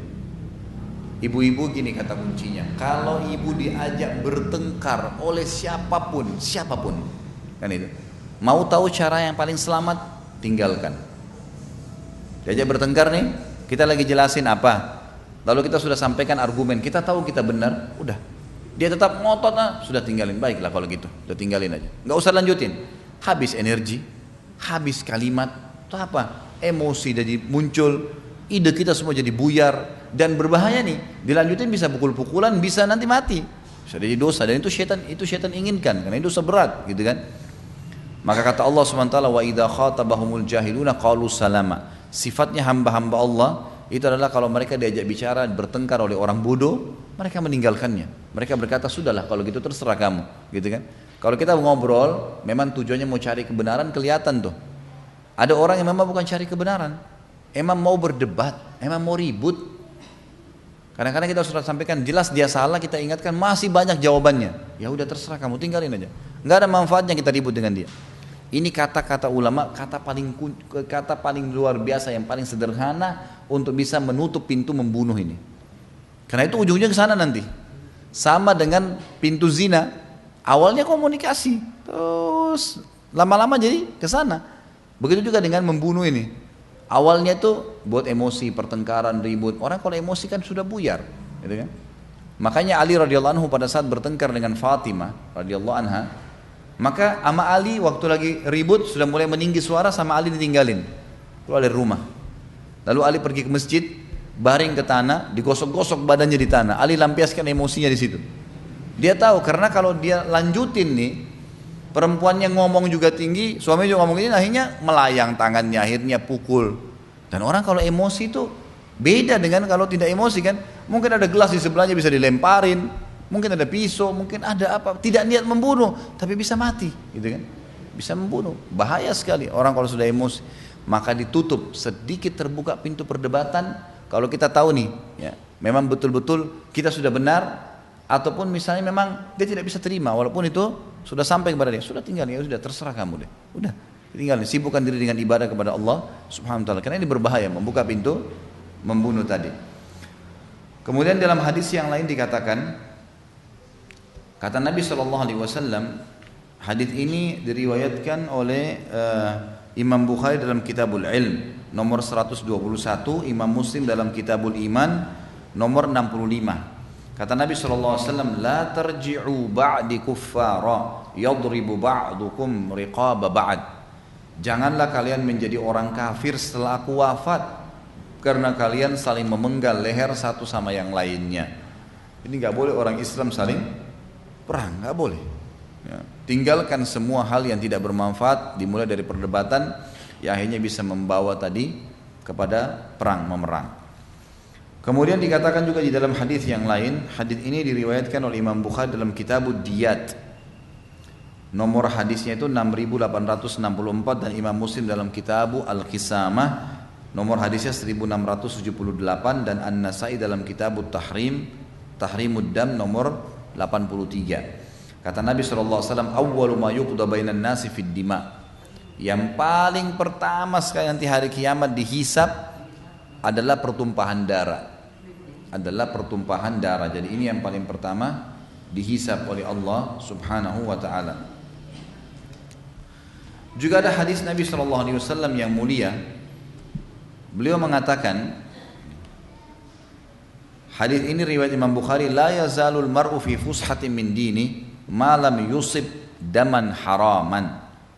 Hadis ini ya, diriwayatkan oleh Imam Bukhari dalam Kitabud Diyat nomor 6862, dan Imam Ahmad nomor 94 dari Abdullah bin Umar radhiyallahu anhu. Kata Nabi SAW, seseorang itu akan senantiasa masih punya kelapangan. Dosa apapun yang dia buat, dia masih punya kelapangan. Maksudnya masih, kalau dia taubat mungkin masih bisa terlapangkan dadanya, kecuali membunuh. Kecuali membunuh. Membunuh ini subhanallah, walaupun dia sudah taubat, tetap terbayang-bayang gitu. Ya, ada beban. Allah SWT sudah ciptakan fitrahnya begitu. Kata Nabi SAW, semua dosa yang dilakukan, kalau dia taubat masih ada kelapangan, kecuali membunuh. Membunuh ini luar biasa, berbahaya sekali. Dan sebagai penutup, ibu-ibu sekalian, kalau Anda punya pertanyaan silakan disiapkan. Hadis Nabi SAW yang mulia, hadis ini riwayat Imam Ahmad dan Ibnu Majah. Kata Nabi SAW, man a'ana ala qatli mu'minin bisyatri kalimah laqiyallaha maktubun baina adai aisyum min rahmatillah. Barang siapa yang membantu untuk membunuh seorang mukmin sekalipun dengan sepotong kata saja, ikut-ikutan, dia misalnya tahu orang ini lagi mau pada ngeroyokin orang itu, oh iya tuh alamatnya di sana, misal dia tunjukin satu kalimat saja, dia terlibat menjadi penyebab, gitu kan? Maka terjadi pembunuhan tersebut, kata Nabi SAW, dia akan bertemu dengan Allah hari kiamat, sementara di antara dua matanya, ya, di dahinya tertulis orang yang telah terputus dari rahmat Allah. Artinya mustahil dibantu oleh Allah Subhanahu wa taala di timbangan amal hari kiamat. Tentu ada orang-orang, ibu-ibu sekalian, hari kiamat kalau ditimbang amal, ya, kalau ditimbang amal hari kiamat, dan kita semua akan laluin itu. Kata Nabi SAW, orang yang paling mudah hisapnya, dan bisa Allah maafkan kalau dosanya lebih banyak daripada pahalanya, orang yang tidak mendebati Allah. Jadi bisa dikasih nih, ini dosa kamu, oh iya ya Allah, saya salah, iya ya Allah, diakuin semua, itu sama Allah masih bisa dimaafin tuh, bisa selamat. Dan orang yang berat hisapnya adalah mujadil, orang yang suka membangkang, orang yang suka membangkang, ini berat hisapnya hari kiamat, gitu kan. Maka diberikan contoh-contoh oleh Nabi SAW, diantaranya membangkang itu orang yang mengatakan saya tidak lakukan. Nah, yang paling berat untuk orang akui di timbangan hari kiamat itu membunuh. Dia berat sekali membunuh, karena dosa kan ada dua macam, Bu, ya. Ada dosa yang berhubungan dengan Allah saja, seperti orang zina, tidak sholat, ya, dosa yang lain itu tidak puasa, tidak haji, tidak zakat, dosa besar memang, hukumannya berat. Tapi antara dia dengan Allah, kalau dia sempat taubat sebelum meninggal, bersih itu, Allah sudah terima. Dengan syaratnya 3 kan, meninggalkan dosa itu seketika, lagi dusta, lagi riba, lagi zina, berhenti, sesalin dan janji sama Allah tidak akan mengulanginya. Ada dosa yang berhubungan dengan haknya manusia, makhluk. Misal gunjing, menggibah, memfitnah, mencuri, ngambil barangnya orang. Itu dosa berhubungan dengan makhluk. Ini Bu, tidak cukup dengan taubat kepada Allah, harus minta maaf sama orang itu. Gak bisa enggak? Maaf ya, saya pernah buat salah begini. Walaupun minta maafnya itu secara global ya. Misal kita tidak usah rincikan, kita pernah menggibah seseorang, kita sampaikan, mohon maaf ya, saya mungkin kalau ada salah-salah tolong dimaafin, gitu kan. Kata para ulama, kalau dia tidak nanya, dia cuma bilang, oh iya baiklah, saya juga minta maaf kalau ada apa-apa, sudah selesai berarti, gitu kan. Tetapi masih ada konsekuensi di sini. Konsekuensinya, ibu ingat siapa orang yang dulu ibu pernah ceritain tentang orang itu. Biasanya kan kita pasti teman-teman dekat ya. Siapa kira-kira yang paling pertama dulu kita gosipin orang ini? Oh si Fulan, teman saya teleponin. Dulu saya pernah cerita tentang si Fulan salah ya. Itu tidak benar, saya salah. Saya sudah beristighfar kepada Allah, tolong itu jangan disebarin lagi gitu. Seperti itu. Jadi itu cara membersihkannya. Tapi kalau orang yang sedang kita bilang, maafin saya ya, ini sama manusia. Terus dia tanya, kenapa kamu minta maaf? Maka di sini ibu harus menjelaskan, saya pernah menggibah kamu, tapi saya menyesal gitu loh. Maka itu tetap harus disampaikan. Kalau dia bilang, saya maafkan tapi dengan syarat kamu perbaiki nama saya, baiklah, kita perbaiki. Kalau tidak, soalnya berbahaya, akan ketemu hari kiamat ya. Ingat, ada satu kaidah Bu, penting ya. Kalau kita mengerjakan satu perbuatan baik, perbuatan baik ya, kita kerjakan, atau perbuatan baik yang tidak kita kerjakan, kalau ditanya ya, berikan alasan, argumentasi. Kenapa kita melakukan tadi perbuatan baik, kenapa tidak kita lakukan? Harus, kalau orang sudah bertanya, ibu harus jawab. Jangan orang bertanya didiamin. Itu jadi masalah, fitnah nanti dalam kehidupan. Kalau kita berbuat buruk, tahu kita salah, kita lakukan buruk nih. Atau kita tidak melakukan perbuatan buruk, tapi ada yang tanya, jelaskan. Saya kasih contoh. Kita masuk ke poin pertama tadi. Jadi selalu menjelaskan alasan kenapa kita lakukan itu penting sekali, menutup pintu fitnah. Kalau kita mengerjakan satu perbuatan baik, kenapa kita lakukan? Misal contoh saya pulang dari masjid, gitu kan? Ada tetangga saya tanya, Pak Khalid dari mana? Saya bilang dari masjid. Ya. Jawab. Jangan kita diam. Kemusikan perbuatan baik ya. Dia tanya, kenapa Pak Khalid sholat di masjid? Oh karena pahalanya begini. Alasan. Kenapa? Karena sudah ditanya. Kalau kita tidak ditanya, ceritain, ini riya namanya. Tapi kalau ditanya beda. Ditanya ya, ibu puasa ya? Oh iya saya puasa.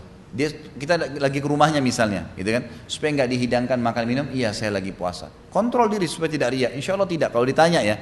Tapi yang riya ini, kamu puasa nggak? Kamu puasa nggak? Saya puasa. Nah, ini nggak ada sebab, nggak ada apa gitu. Nah ini contohnya, gitu kan? Ini riya, beda ya. Kalau ditanya lain. Kalau tidak ditanya cerita, nah ini yang bahaya nih. Ini lain lagi, ada bahasan sendiri. Yang kita bahas yang kemarin riya itu kan. Contohnya yang minggu lalu. Baik. Perbuatan baik yang tidak kita kerjakan. Contoh, supaya lebih jelas. Saya musafir nih. Dari Jakarta ke Surabaya misalnya, lewat tol. Ini. Ternyata kebetulan hari Jumat. Lalu saya mampir di masjid kampung masyarakat sekitar di situ yang saya mau jamak duhur asar, tapi di hari Jumat ya. Pas saya mampir, ini anggaplah bukan di SPBU, karena SPBU memang orang tahu banyak musafir. Anggap ini contoh saja supaya memahaminya. Saya masuk ke perkampungan masyarakat, ada orang lagi sholat Jumat. Saya mau sholat duhur asar, karena musafir ya. Begitu saya selesai wudu, orang udah bubar dari Jumat nih. Pas mereka keluar, saya baru mau masuk mau sholat. Ada orang yang di masjid itu tidak tahu kalau saya ini musafir. Dia bilang sama saya, loh bapak nggak sholat Jumat ya? Pertanyaan dilempar nih. Apa yang saya harus lakukan? Jawab. Ini kan Jumat baik nggak? Baik. Tapi saya kan tidak kerjakan ya. Iya kan? Tadi kan saya bilang perbuatan baik yang saya kerjakan. Ditanya jawab. perbuatan baik yang tidak saya kerjakan. Ditanya juga jawab. Ini penting nih. Jadi kita bilang, oh saya musafir. Dijelaskan supaya orang tidak salah paham. Karena seringnya orang diam membuat tersebar fitnah. Jadi jelasin gitu. Gitu kan? Misal kita masuk ke dalam sebuah majelis terlambat. Mungkin orang tidak, ada orang, bu kenapa terlambat? Oh tadi macet. Nggak apa-apa. Jangan, sudah pelajaran ikuti aja. Jangan, orang nanti jadi fitnah tuh. Dia sebarin fitnah. Jadi masalah. Jadi setiap pertanyaan butuh jawaban. Kita pindah kasus yang lain. Perbuatan buruk yang dikerjakan dan perbuatan buruk yang tidak dikerjakan. Kalau ditanya jawab. Misal, ibu-ibu punya salah sama suami. Ada sesuatu yang dia tidak senang kita lakukan. Kita akuin salah nih. Kan itu. Misal ibu keluar rumah nggak izin, terus dia marah. Kita salah ya. Ibu mengatakan, iya saya salah, saya minta maaf. Cukup kan? Nggak cukup. Jelasin kenapa ibu keluar tanpa izin tadi. Penjelasan ini membuat nanti dia bisa lebih lega menerimanya. Tadi saya buru-buru, ibu saya sakit. Jadi menjelaskan kenapa kita melakukan pelanggaran tadi. Tapi saya salah, saya minta maaf ya. Cuma tetap dijelaskan alasannya. Itu penting, gitu kan. Seperti kadang-kadang saya kalau pernah waktu di Hongkong itu hari ada acara TKW semua. Kalau seorang pembantu rumah tangga memecahin sesuatu, jangan begitu pecahin buang di sampah seakan-akan tuannya nggak bakal tahu. Kalau diketahuan satu waktu kan masalah. Bawa gelas itu, ini maaf ya saya salah. Tadi tangan saya licin kena pegang sabun. Selesai itu pada saat itu. Selesai karena orang tahu alasannya kan. Betul saya salah tapi saya alukan begini. Karena ini saya lakukan. Jadi menjelaskan alasan itu penting. Sama halnya perbuatan buruk saya tidak kerjakan. Misal ibu-ibu ditelepon sama teman, ini perbuatan buruk yang tidak kita kerjakan ya. Misal ibu-ibu ditelepon sama teman-temannya, bu ayo atau siapalah dipanggil namanya, kita ketemu di bar yuk malam ini. Oh enggak saya ngantuk, padahal bohong dia nggak ngantuk. Gitu kan? Ini salah ini. Jadi jelaskan kenapa tidak kita lakukan. Oh setahu saya ikut pengajian itu nggak boleh loh, haram. Jadi saya nggak ikut ya, pasti nggak bakal ditelepon lagi tuh. Tapi kalau kita berputar-putar, saya ngantuk nih, besok telepon lagi. Masa tiap hari kita ngantuk kan nggak mungkin. Jadi menjelaskan argumentasi kenapa tidak lakukan perbuatan buruk penting. Mengkat pintu terbuka keburukan itu untuk kita, gitu loh. Sekali kita diundang acara maulid, kita tahu itu nggak boleh, nggak ada sunnah Nabi. Diundang, dudukan ibu yang undang. Makasih ya undangannya, jazakillah khair. Tapi begini ya, saya mau sampaikan, saya dengar di pengajian, katanya ini nggak ada tuntunan dari Nabi SAW. Jadi mungkin saya tidak ikutin gara-gara itu ya. Insya Allah tahun depan nggak bakal diundang tuh. Ini nggak sengaja tutup pintu supaya tidak ada, kesannya nggak ada, gitu kan? Oh nggak, maaf ya, saya nggak bisa, saya janjian sama suami, bohong misalnya, gitu kan? Tahun depan diundang lagi, mau alasan apa lagi? Kan gitu. Suami lagi yang larang kalau suaminya sudah meninggal. Jadi harusnya jelasin argumentasi kenapa. Ini juga ditarik ke pendidikan anak.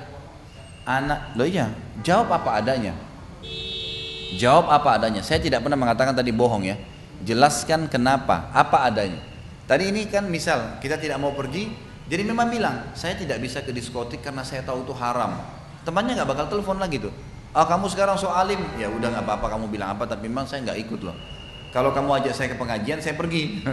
Jadi disampaikan begitu. Jadi dia sudah tahu, oh orang ini nggak bisa diajak lagi. Udah selesai masalah tuntas pada saat itu. Nggak jadi PR. Kalau ini enggak, terus besok malam diundang lagi, sengaja matiin HP, lusa malam, terus menerus sembunyi di masalah. Karena nggak jelasin argumentasi. Ingat, anak-anak juga, ini sebagai kata penutup saya ya. Anak-anak juga kalau bertanya, jangan ditunda jawabannya. Setiap pertanyaan yang dilempar, dia butuh jawaban. Ibu nggak jawab, maka dia akan cari dari sumber lain. Saya bilang sama istri saya, anak-anak dari kecil, apapun yang dia tanya, jawab, tapi sesuai dengan akal dia. Sampai anak saya pernah tanya ke istri saya, dia bilang, Umi apa itu seksual? Gara-gara dia baca, ada di cuplikan, terlintas di cuplikan tulisan, buku, ya. Ada buku rupanya, yang pada saat lagi ke toko buku dibaca sama dia. Dia pengen tahu apa itu? Istri saya diam, gak jawab. Dia tanya saya harus jawab apa? Jawab, nggak boleh enggak, jelasin. Itu hubungan antara suami istri pada saat mereka dewasa. Cukup, nggak apa-apa. Yang penting ada jawaban. Kalau enggak dia akan cari tahu sendiri dan berbahaya kalau dia cari tahu sendiri. jelasin argumennya, gitu kan? Jadi seperti itulah. Nah, ini semua tambahan informasi berhubungan dengan masalah tadi. Intinya menutup pintu-pintu supaya tidak terjadi pembunuhan ini atau membunuh ini adalah dengan menjauhi orang-orang yang memang tidak ada manfaatnya buat kita dan menjelaskan argumentasi kenapa kita lakukan, minta maaf kalau salah, memaafkan kalau benar. Allahu a'lam. Ada yang mau bertanya? Silakan. Ya, waalaikumsalam warahmatullahi wabarakatuh. Saya pernah mendengar ada hadis bahwa kita halal membunuh murtad. Halal membunuh murtadin. Enggak, itu yang menghukum itu pemerintah. Pemerintah, bukan individu. Kata Nabi SAW, "Man baddala dinahu faqtuluh." Hadis sahih riwayat Imam Ahmad. Siapa yang mengganti agamanya, pindah dari Islam ke agama lain, maka bunuhlah dia. Tapi di sini kata-kata bunuh adalah pemerintah setempat menghukum, karena dia meninggalkan kebenaran kepada kebatilan. Itu kalau ada pemerintah Islam ya, tapi bukan individu, bukan individu. Ada lagi?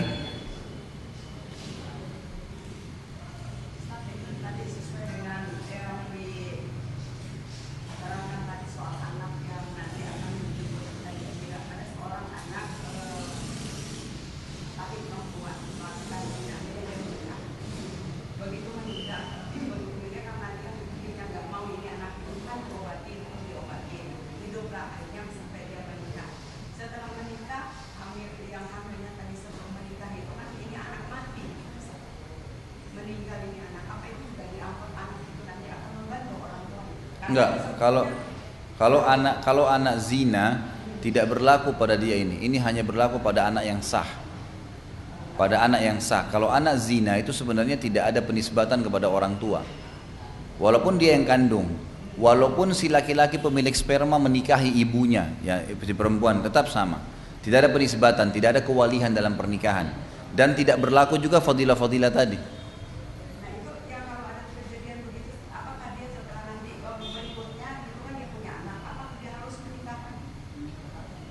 Siapa ini? Ya. Dalam kasus begini, misalnya terjadi kecelakaan, dia sebelum menikah itu karena menikah itu kan ada kecelakaan ini, karena udah diusahain supaya dia mati nih anak, ternyata ini anak hidup, tapi begitu dia menikah ini anak hidup meninggal gitu. Baik, dia punya anak lagi? Dia punya anak. Enggak, kan sudah nikah dia. Kan dia sudah nikah. Berarti anak yang lahir setelahnya sudah anak sahnya. Oh, anak sahnya. Iya. Tidak perlu harus menikah lagi karena kan waktu menikah itu kan dia kecelakaan.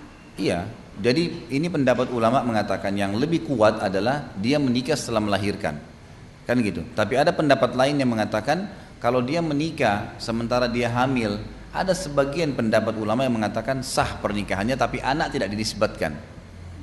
Pernikahannya dianggap sah, ya. Jadi kalau ada anak lain yang datang, berarti sudah sah anak dia. Cuman anak yang ini enggak, dari hasil zina enggak. Iya, dan memang kadang-kadang kita kalau berpikir dengan perasaan kita akan mengatakan kayak tadi misalnya kesian. Tapi kalau kita biarkan kasus ini, bukankah sekarang merambat kemana-mana? Anak-anak misalnya orang tuanya nggak setuju, dia zina dulu, hamil dulu kan? Banyak kasus begitu, supaya orang tuanya nikahkan akhirnya. Dan dia tidak, karena ini dibiarkan jadi masalah. Lebih baik satu orang dihukum, disampaikan, 2 orang, 3 orang, tapi 10.000 orang berhenti melakukannya, gitu kan? Itu konsekuensi perbuatan dia. Iya, tapi anak nggak berdosa. Anak itu hanya tidak ada penisbatan kepada ayah, tapi dia, iya, tapi dia mandiri, dia manusia bebas. Secara hukum syar'i seperti itu, tapi dia manusia yang bebas, dia nggak ada masalah. Dia nggak ada masalah. Memang dia hidup sendiri, memang dia tetap punya hak seperti hamba Allah. Cuma variabel hukumnya begitu.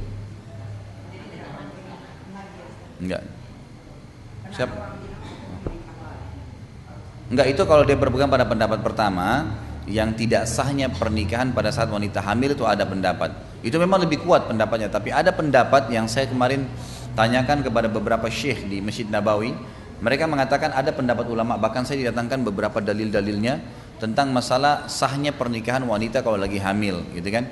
Tetapi anak itu tetap tidak boleh nisbat kepada pemilik sperma, si laki-laki. Nah, ini jadi suaminya sah tapi tetap tidak dianggap gitu. Tidak dianggap sebagai ayahnya si anak.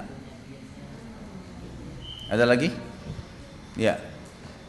Ini Mengenai apa? Euthanasia. Orang sakit yang dibantu alat itu sudah tidak bisa. Jadi bantu alat pernapasan segala macam itu. Kan kalau di luar seperti itu diminta juga disuruh euthanasia kalau masalah sudah menikah atau bagaimana. Itu yang saya tahu, yang ambil keputusan dokter, jangan keluarganya. Kalau dokter mengatakan ini sudah tidak bisa, kalau saya sarankan tidak perlu diskusi sama keluarganya gitu. Karena memang dia lebih tahu, keluarga nggak ngerti. Kalau keluarga pasti bawa perasaan gitu kan. Kadang-kadang memang ada orang sudah meninggal, cuma kelihatannya hidup karena alat gitu kan. Jadi dokter lebih tahu. Udah dokter tinggal, kalau saran saya, dokter-dokter ini kalau sudah tahu memang ini orang sudah wafat, dia bilang sudah mati, sudah selesai. Nggak usah lagi diajak musyawarah. Ya karena ini sudah panjang, nanti kalau keluarga nanti tuntut, nanti dokternya kesian kena masalah. Nah, memang sudah mati orangnya. Itu lebih aman. Kalau menurut saya Allah alam, karena pasti dokter tahu. Kalau memang dia masih bisa, ada harapan, pasti dokter akan mengatakan masih ada harapan kan. Ya, kalau enggak memang cuma denyut dipaksain itu enggak ada gunanya. Ya. Jadi itu tidak masuk membunuh insya Allah gitu. Ada lagi? Sudah? Alhamdulillah kalau begitu. Baik. Kita tutup sampai sini insya Allah. Kita anggap pertemuan kita yang sudah berjalan sampai dari tahun lalu juga alhamdulillah dan tahun sebelumnya juga. Semoga Allah SWT berkahi tentunya, menjadikan ilmu yang bermanfaat dan mudahkan kita untuk mengamalkannya. Serta juga selama Ramadan ini semoga seluruh amal kita diterima di sisi Allah Subhanahu wa taala dan juga sisa umur kita diisi dengan amal-amal saleh dan kita berharap bisa dipertemukan di surga firdausnya tanpa hisab dengan izinnya tentunya. Kalau benar dari Allah, kalau salah dari saya mohon dimaafkan. Kembali saya ingatkan kalau ibu-ibu ada mau itu kegiatan-kegiatan sosial silakan tinggal kontak ke nomor XL saya akan sampaikan nanti. Ada kegiatan pembangunan masjid 3,5 juta per meter persegi, tinggal minta berapa meter. Ada renovasi masjid juga 3,5 juta per meter persegi. Kemudian ada renovasi kamar mandi 2,5 juta, WC dan kamar mandi. Ada renovasi cat anti lumut itu dengan 1 juta per meter persegi. Kemudian ada pembangunan WC dan kamar mandi masjid. Juga pengadaan AC dan dispenser. AC itu sekitar 6,5 juta 2 PK untuk satu masjid. Kalau ukurannya cukup 2 PK kita cukupin dengan satu, tapi 6,5 juta 1 PK, 2 PK. Kemudian ada dispenser 2,5 juta satu masjid. Ya, ini yang paling sederhana. Kemudian ada program umumnya dai, ada motor dai 16 juta rupiah. Ada pengadaan rumah untuk dai, dan ini rencananya nanti akan ada komplek perumahan ya tipe 36, dai-dai akan ditampung di sana khusus untuk dai-dai atau guru-guru madrasah. Itu memang sama 3,5 juta per meter persegi, tinggal dikali 36. Kemudian ada program sosial yang umumnya ibu sudah tahu seperti penggalian sumur 4,5 juta. Kemudian ada yang sekarang tebar kurma untuk buka puasa Ramadan, alokasi bunga bank untuk kegiatan sosial, kemudian alokasi zakat mal. Allahu alam. Ini mungkin yang saya bisa sampaikan. Sekarang tidak terlintas semuanya, tapi mudah-mudahan itu bisa dijadikan sebagai program untuk menambah amal jariah kita. Mungkin begitu dulu. Subhanakallahumma wa bihamdika asyhadu an la ilaha illa anta astaghfiruka wa atubu ilaik. Wassalamualaikum warahmatullahi wabarakatuh.